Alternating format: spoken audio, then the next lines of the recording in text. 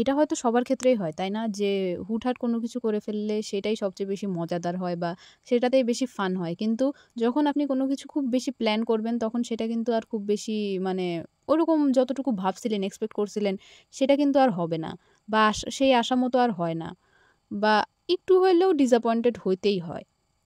এর একটা বড় রিজন হচ্ছে যে আমরা অনেক বেশি আশা করে ফেলি। যখন একটা জিনিস নিয়ে পরিকল্পনা করে ফেলি তখন ভাবি যে এরপরে এটা হবে, এরপরে এটা করব, এরপরে ওইটা করব।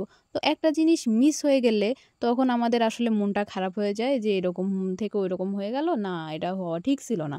কিন্তু যখনই পরিকল্পনা ছাড়া আপনি কোনো কিছু করবেন তখনই দেখবেন যে আল্লাহ যা দিচ্ছে আপনার সেটাই অনেক বেশি ব্লেসিং মনে হচ্ছে। তখন তো আপনি ভেবে চিন্তে করেন নাই যে আপনার ইচ্ছা মতোই সবকিছু হইতে হবে।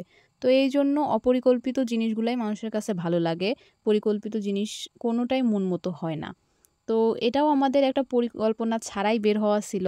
রাজশাহী পদ্মার যে পাড় আছে সেখানে আমি বের হইতে চাইছিলাম বিকালবেলা। এর আগেও পদ্মার পাড়ে ২-৩ বার যাওয়া হইছে।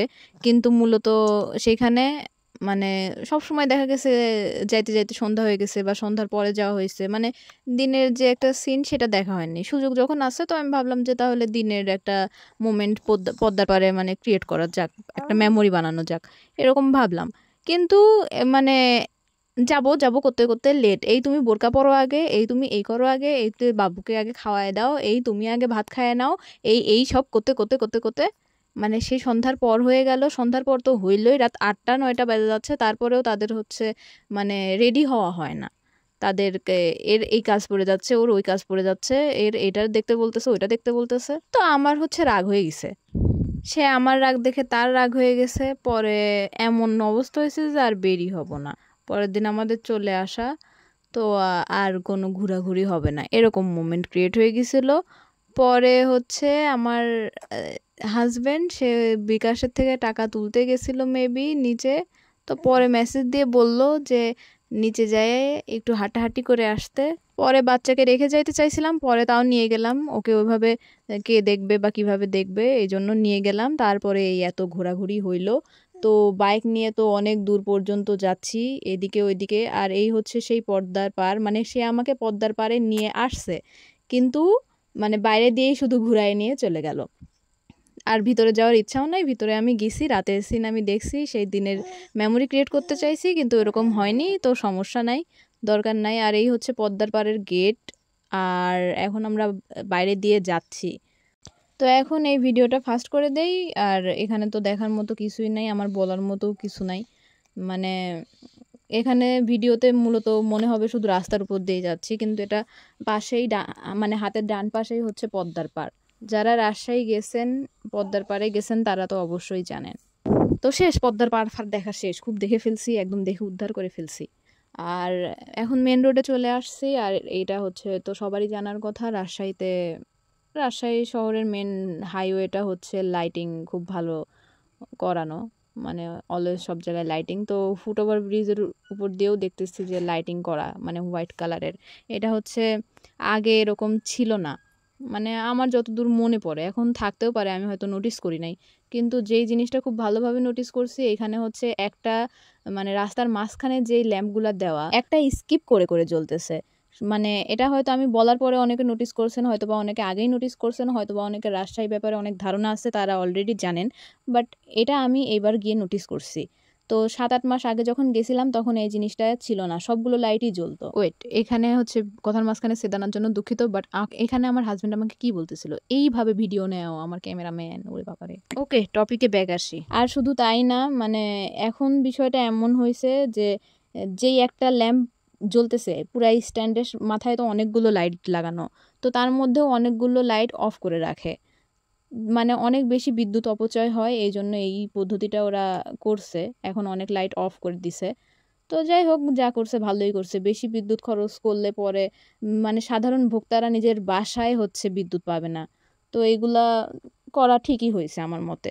সৌন্দর্য একটু কমলেও কিছু করার নাই, হয়তো প্রোডাকশন বাড়াইতে হবে, নয়তো হচ্ছে এইভাবেই চালাইতে হবে। তো ওই রাস্তা পার করে আবার অন্য রাস্তায় চলে আসলাম। এই রাস্তার আবার দুই সাইডে ল্যাম্প, মাঝখানে হচ্ছে একটা ছোট ল্যাম্প আছে, সেই ল্যাম্পের হচ্ছে আলো রেড, আর একটা লাইনে হচ্ছে কিছুক্ষণ আগে ছিল গ্রিন।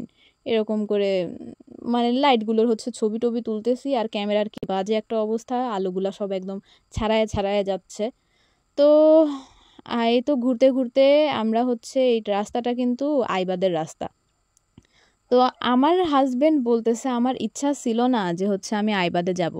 প্রথমে কিন্তু বলে নাই, পরে ঘুরে টুরে আসে বলতেছে যে আমার ইচ্ছা ছিল না আমি আইবাদে যাব, কিন্তু কি জানে মনে হইলো গাড়ি ঘুরাইলাম আর আইবাদে চলে গেলাম। কিসের জন্য এখন অত মনে নাই, আমার মনে নাই, ওর হয়তো মনে আছে, বাট কিসের জন্য যেন ও ঘুরাইছিল।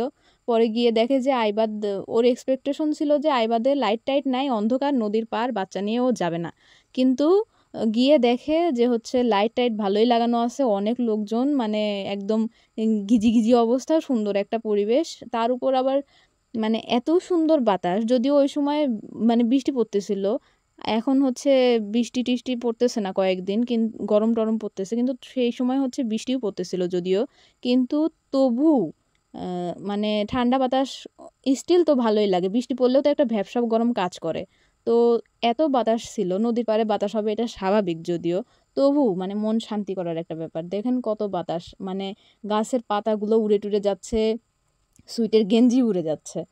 কিন্তু সবচেয়ে বড় দুঃখজনক বিষয় হচ্ছে মানে এই দিনই, এই যেদিন আইবাদ গেছিলাম ওই দিনই আমার মেয়ের চুলটা একদম কেটে টাক্কু করে দেওয়া হয়েছে। সো মানে ওর কোনো ছবি টবি ওই দিন সুন্দর আসে নাই, কিউটনেস ওর কমে গেছিল। সো চুল কম থাকলে তো মেয়েদের বা যে কোনো মানুষকেই হচ্ছে একটু কম কিউটি লাগে বা কম সুন্দরী লাগে, এটা স্বাভাবিক। যখন চুল হয়ে যাবে তখন আল্লাহ দিলে ও আবার অনেক সুন্দর এবং কিউট হয়ে যাবে ইনশাল্লাহ। চুল থাকলে তোকে মাশাল্লাহ অনেক কিউট লাগে, অনেকেই দেখছেন ওর ছবি টবি। চুল আল্লাহ কয়েকদিন আগেও ফটোশ্যুট করছিলাম, মানে চুল আল্লাহ সুন্দর, কত সুন্দর ছবি আসছিল। তো মেয়েটা কি সুন্দর খুশি হয়েছে, ঘুরতেছে, বাতাস গরম লাগতেছে না, কি সুন্দর হাসতেছে। চুল থাকলে আরো কত সুন্দর কিউট লাগতো। তো যাই হোক, আফসোস করে লাভ নেই, এটা হবেই। এখন যাই হোক, এখন কি খাবো কি খাবো করতে করতে মনটা একটু খাই খাই করতেছিল। পরে দেখলাম নিচে হচ্ছে কিছু দোকান টোকান আছে, পরে আমি নোটিস করলাম ওই দোকানের ওই জায়গায় লেখা সেই স্বাদ। আমি চিল্লায় চিল্লায় বলতেছিলাম সেই স্বাদ সেই স্বাদ। পরে কি খাবো, বিশেষ কোনো মেনু ছিল না। পরে বললাম চা কফির মধ্যে কি আছে, পরে বললো চাও আছে কফিও আছে, কফি মেশিনেরটা আর চা হচ্ছে বানায় দিবে। তো পরে সুইটকে বললাম যে তুমি কি খাবে, পরে ও বলল যে হচ্ছে আমি কফি খাই, তুমিও কফি খাও, মেশিনের কফি তো সব জায়গায় সব মানে একই টেস্ট, কিন্তু চা তো এক একজনের এক এক রকম টেস্ট হয়, তো কেমন বা হবে ওই সব হিসাব না করে, আমরা তো এমন না যে টেস্ট করে দেখি আবার তো আসাই হবে, যদি ভালো লাগে আবার আসবো, যদি ভালো না লাগে তাহলে আর আসবো না, এরকম তো না। তাই হচ্ছে জানা পরিচিত টেস্ট হচ্ছে কফি, মানে মেশিনের কফি খাও। তো খাইলাম দাইলাম, খাওয়া দাওয়া করলাম, আর হচ্ছে জুয়াকে ওই আন্টি কিছুক্ষণ কোলে রাখছিল, আপনারা দেখছেন হয়তো।